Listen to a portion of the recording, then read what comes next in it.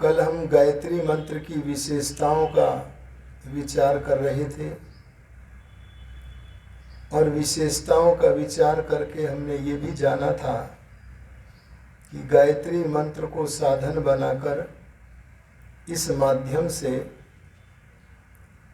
उत्तम बुद्धि को प्राप्त करके नेत्रहीन स्वामी विरजानंद जी व्याकरण के सूर्य बन गए। उन्हीं के कारण हमें दयानंद मिल गए। और इसके पश्चात हमने भू और कुछ भूह पर भी विचार किया था। आज और थोड़ा सा भूह शब्द पर विचार करते हैं। कल भूह शब्द का अर्थ बताया था भावयति इति भूवः, जो अपने ज्ञान से प्रभावित करता है, जो अपने ज्ञान से भावित करके प्रभावित करके सज्जनों को दुखों से बचाता है, उस परमेश्वर का नाम भूव है। संसार में ज्ञान के तुल्य कोई दूसरी वस्तु नहीं है। यदि आप अपनी कार को लेकर के जा रहे हैं और मार्ग में बहुत बड़ा गड्ढा है, उसका ज्ञान आपको नहीं है, तो उस कार के गड्ढे में गिर जाने के कारण आप चोटिल हो सकते हैं, दुख को प्राप्त कर सकते हैं। ऐसे ही सर्वत्र घटाले, जहाँ जहाँ ज्ञान का अभाव है वहाँ दुख है, और जहाँ जहाँ ज्ञान है वहाँ वहाँ दुखों की निवृत्ति है। इसलिए वो परमात्मा अपने ज्ञान से प्रभावित करके, अरे अंतर्भान करके हमें सब दुखों से छुड़ाता है। वह परमात्मा अपना ज्ञान सबको देता है या कुछ लोगों को देता है? अरे बोलो। वह परमात्मा, उसका तो ज्ञान, उसका कर्म, उसका बल, ये सब स्वाभाविक है। स्वाभाविक ही ज्ञान बल क्रिया चय, उसकी तो क्रिया भी क्या है? स्वाभाविक है। इसलिए भगवान सबको चिताता है, दुष्टों को भी चिताता है, पर दुष्टों को उस परमात्मा के ज्ञान का भान नहीं होता है, क्योंकि दुष्ट आत्मा के और परमात्मा के बीच में एक बाधा होती है, बहुत बड़ी बाधा, जो भगवान के ज्ञान के झुंड को आत्मा तक पहुंचने में बाधक होती है, और वह है दुष्ट मनुष्य के आत्मा का अंतःकरण, दुष्ट मनुष्य का अंतःकरण। उसमें जन्म जन्मांतर की दुर्वासनाएं हैं। उन दुर्वासनाओं को छेद करके परमात्मा के ज्ञान की किरणें उस दुष्ट आत्मा तक नहीं पहुंच पाती हैं। इसलिए उसे ये अनुभव नहीं हो सकता कि परमात्मा मुझे चिता रहा है। आप देखिए कितने सारे मांसाहारी लोग हैं। वे लोग क्या करते हैं? विक्रेता लोग भी मुर्गे को उठाते हैं, गर्दन को ऐसे काटते हैं जैसे आप लोग गाजर मूली की तरह काट देते हो। उस परमात्मा ने सदा चिताया था, और जब पहली बार इन लोगों ने बुरा कर्म किया था तो इन्होंने अंतर्यामी की शिक्षा को ठुकराया था, और जब ठुकराया था तो बार बार ठुकराते ठुकराते भगवान के ज्ञान की किरणें इसे महसूस होनी भी बंद हो गई। वो भगवान सबको बराबर ज्ञान देता रहता है, वो तो पिता है, पालन करता है, लेकिन दो तरह के मनुष्यों को अवश्य ज्ञान प्रतीत होता है। एक वे जो सज्जन हैं और एक वे जो योगी हैं। परमात्मा का ज्ञान योगियों को भी प्रतीत होता है और सज्जनों को भी प्रतीत होता है। सज्जनों को कैसे प्रतीत होता है? चूंकि वे सज्जन हैं तो उनका अंतःकरण उसमें कुछ मात्रा में तमोगुण भी हो, रजोगुण भी हो, पर सत्वगुण भी यदि होता है, उस सत्वगुण के कारण उनकी जो सज्जनता है, उनके मन की जो पवित्रता है, उस मन की पवित्रता के कारण भीतर वाला परमात्मा, अंतर्यामी परमात्मा उन्हें जब वे मनुष्य कोई कर्म करते हैं तो आत्मा के भीतर कुछ कुछ होता है। अरे बोलो, होता है कि नहीं होता है? अगर सज्जन व्यक्ति कोई अच्छा काम करता है तो निर्भयता होती है, किसी प्रकार की कोई शंका नहीं होती है करें कि न करें, निशंकता होती है। और इतना ही नहीं, ईश्वर की नियम के अनुकूल कर्म करने वाले को उत्साह भी होता है, काम करने का प्रोत्साहन भी होता है। ये अंतर्यामी की आज्ञा है, ये अंतर्यामी का ज्ञान है, शिक्षा है उसकी। और यदि हमारे मन में कोई बुरा विचार आता है या बुरा शरीर से कोई बुरी चेष्टा में प्रवृत्त होते हैं, तो भी अंतर्यामी परमात्मा हमारे भीतर आत्मा के भीतर कुछ कुछ करता है। क्या करता है? भय पैदा करता है। इतना भय पैदा करता है कि शरीर भी कांप जाता है। मैं एक बार सिरसा में प्रवचन करने के लिए गया।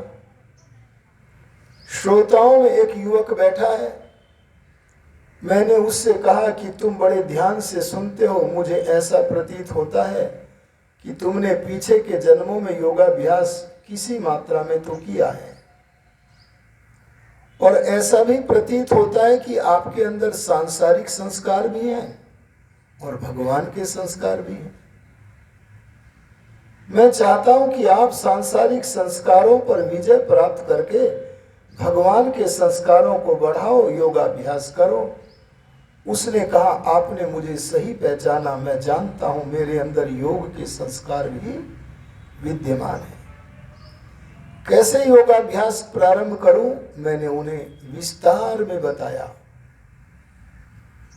और जब विस्तार में बताया तो लगभग 6 महीने के बाद मैंने पूछा, क्या सच चल रहा है?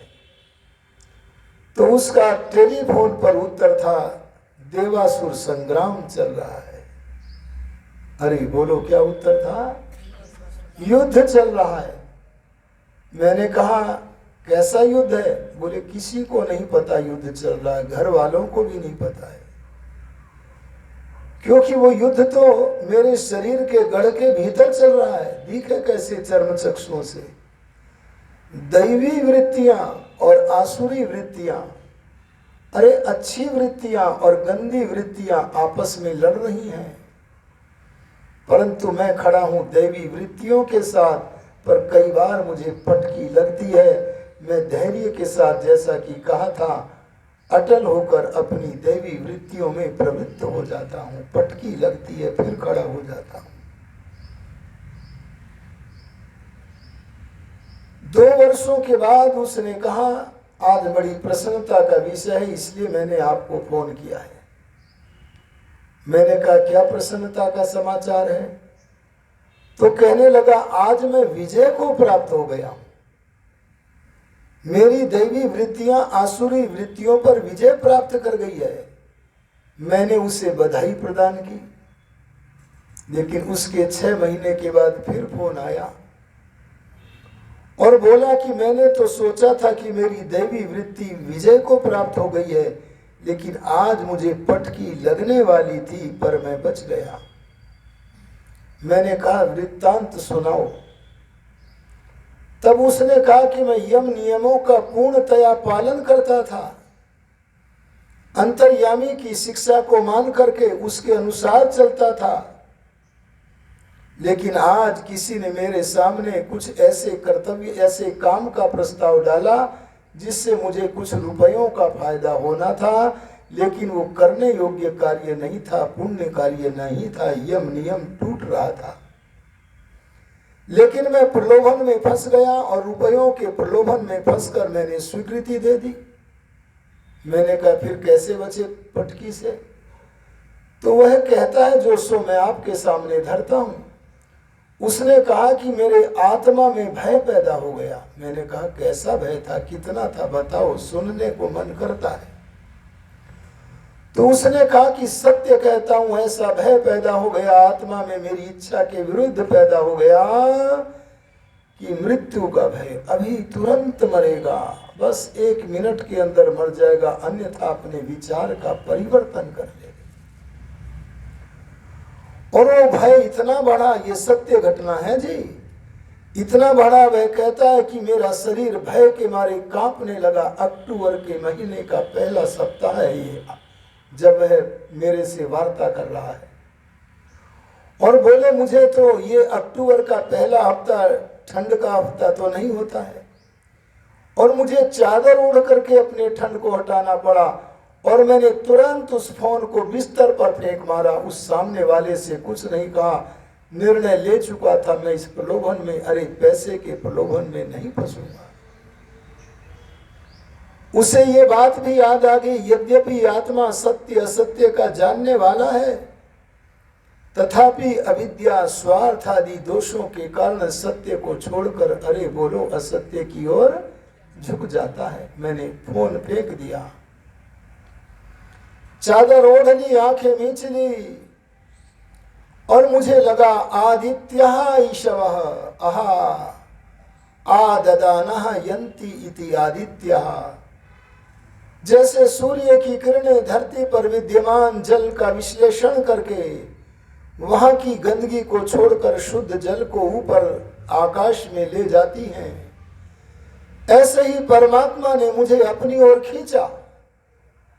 मेरी इच्छा के विरुद्ध मेरे आत्मा में भय पैदा किया। वो आत्मा में जो भय था वो आत्मा की ओर से नहीं था, बल्कि आत्मा में परमात्मा की ओर से था। और मेरी इच्छा के विरुद्ध मेरी शरीर में ठंड कौन लगा गया? मुझे पता चला मेरा परमात्मा लगा गया। और बस मैं उस परमात्मा की कृपा से, अरे उस अंतर्यामी की शिक्षा से, चूंकि मेरे अंदर सत्व गुण तो विकसित हो ही चुका था, मैं पटकी खाने से बच गया। मैंने फिर बधाई दी। मैंने कहा अभी अपने आप को परीक्षा में मत रख डालना, निरंतर सावधान बने रहना, निरंतर सावधान बने रहना। अरे बोलो, उसको भगवान ने भय रूपी स्थिति आत्मा में दी कि नहीं? ये अंतर्यामी की शिक्षा है। ये देता सबको है, पर सज्जनों को ही महसूस होती है। और क्या होती है? बुरा काम करने पर मन में क्या होता है? अरे आत्मा में क्या होता है? शंका, करूं या न करूं, करूं या न करूं। और एक तीसरी वस्तु है लाज, लज्जा। ये भय, शंका, लज्जा बुरे अवसरों पर आत्मा में आत्मा की इच्छा के बिना हो रही है। अरे आत्मा में आत्मा की इच्छा के बिना हो रही है। क्यों? क्योंकि आत्मा तो चोरी करने का निर्णय कर चुका है, चोरी करने के लाभ और हानि का विचार करके निर्णय कर चुका है। फिर भी उसके निर्णय के विरुद्ध यदि भय, शंका, लज्जा है, तो योगी राज दयानंद ने सही कहा, वह भय, शंका, लज्जा आत्मा में आत्मा की तरफ से नहीं, बल्कि आत्मा के अंतर्यामी परमात्मा की तरफ से। ऋषिदान ने इस वाक्य का प्रयोग अपने सत्या प्रकाश में 2-3 जगह तो किया ही है। वे क्या कहते हैं? जो मनुष्य सज्जन है उसको भगवान का चिताना महसूस होने लगता है। अरे अच्छा काम करे तो अभय, निशंकता, आनंद और उत्साह मिलता है, और बुरा काम करे तो बोलो भय, शंका और लज्जा प्रतीत होती है। ये मेरे गुरु की कृपा है मुझ पर, चिताने हारी की कृपा है, भू है परमात्मा की कृपा है।